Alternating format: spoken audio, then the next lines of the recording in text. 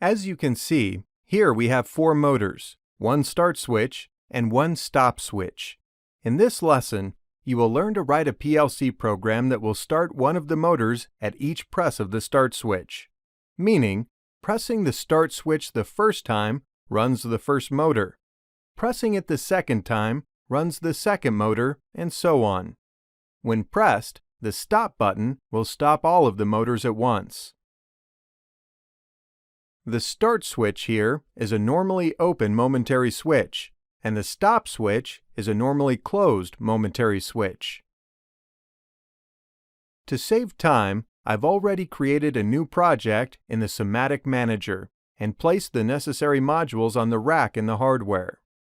Let's get started with the programming by opening the block folder and then opening the OB1.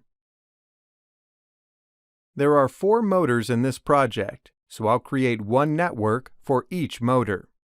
To create new networks, you can use this tab from the toolbar menu, or, as I usually prefer, use the hotkey Ctrl-R on your keyboard.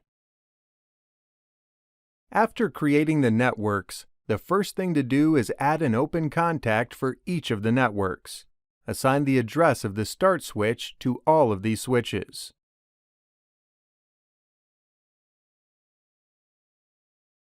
In each network, add one set instruction in the output. So considering the order of running for the motors I stated in the introduction, I'll assign the address of motor 1 to the set instruction in the last network, and assign the address of the rest of the motors from the bottom to the top.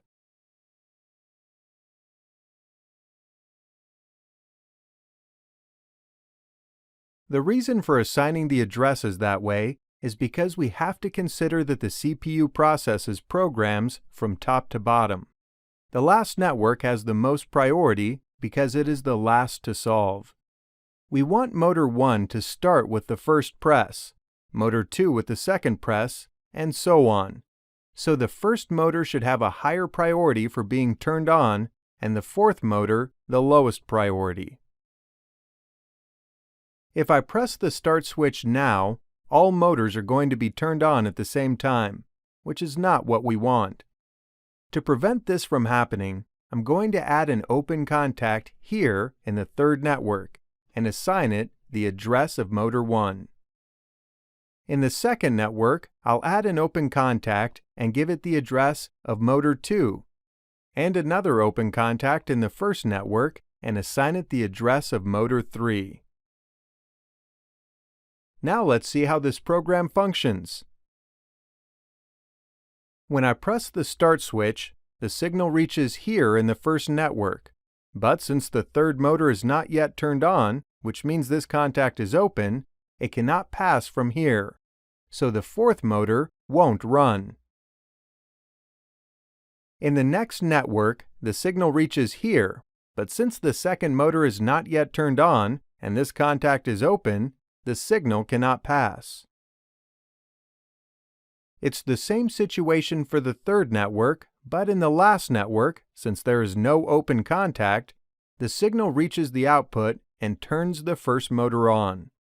This is the one after the other logic that we wanted, but there is a small issue with this program. Here's a little additional information about the CPU processing programs. The first scan cycle of this program will happen in about 2 or 3 milliseconds.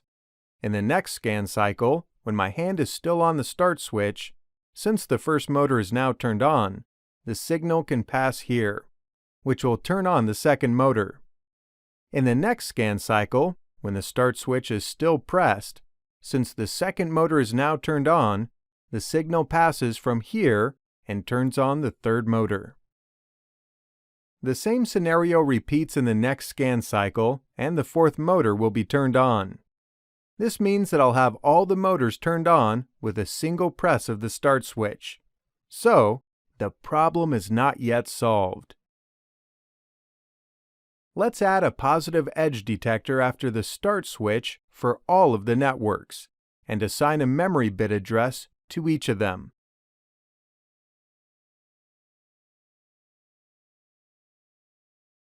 Now, let's see if we fixed the problem by adding these instructions. If I press the start switch, a positive edge will be generated in the first network, and the detector instruction will let the signal pass. The third motor is not yet turned on, which means this contact is open and the signal cannot pass here. Therefore, the fourth motor won't be turned on. In the second network, since the start switch is on, a positive edge will be generated as well, and the signal passes from here, but it cannot pass the open contact, so motor 3 won't be turned on as well. The same situation exists for the third network, and motor 2 won't be turned on. But in the last network, since there is no open contact, the signal behind the detector instruction changes from 0 to 1 and the signal passes. As a result, motor 1 will be turned on. As a reminder, all the things I just explained takes only 2 to 3 milliseconds to happen.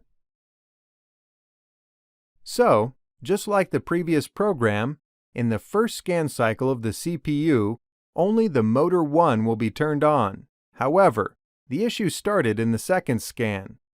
Let's see what happens with the next scan cycle since we've added the detector instructions. In the next scan cycle, the input is still true, and the signal reaches the detector instruction in the first network.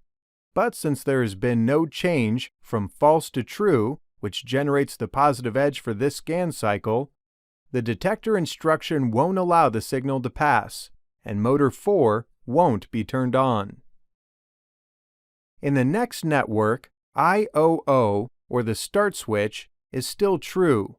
But since there is no positive edge, the positive edge detector will not allow the signal to pass again, and motor 3 won't be turned on.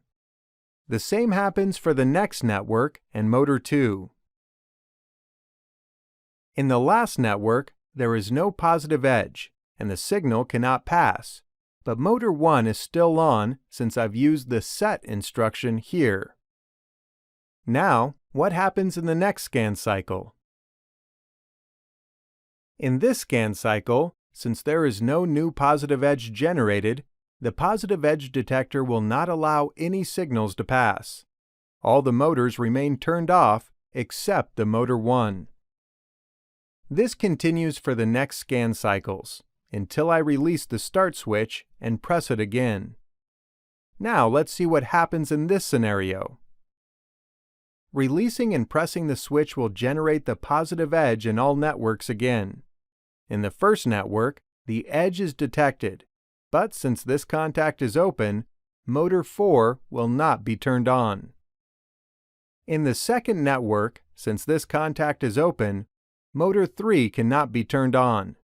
But in the third network, since motor 1 is already turned on and this contact is closed, the signal passes and turns on motor 2.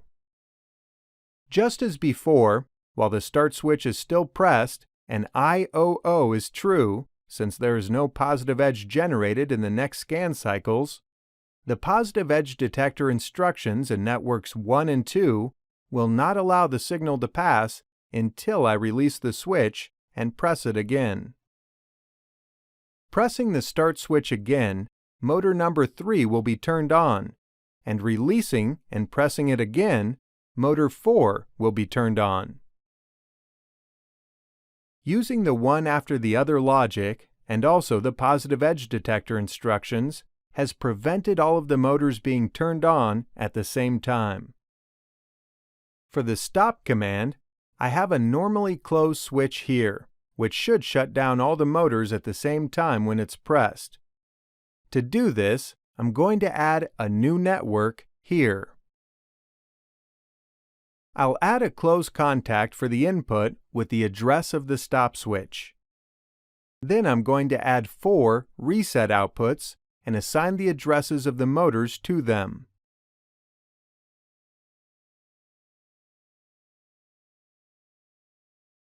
The program is now complete. That was the offline mode explanation, and as you've seen, it was not at all complicated. In the next lesson, I'll explain this in the online mode so that things will be clearer for you. If you feel that you did not understand some part of the explanation, I recommend that you watch this part of the lesson once again. Now, let's go to the next lesson, where we test this program in the online mode together.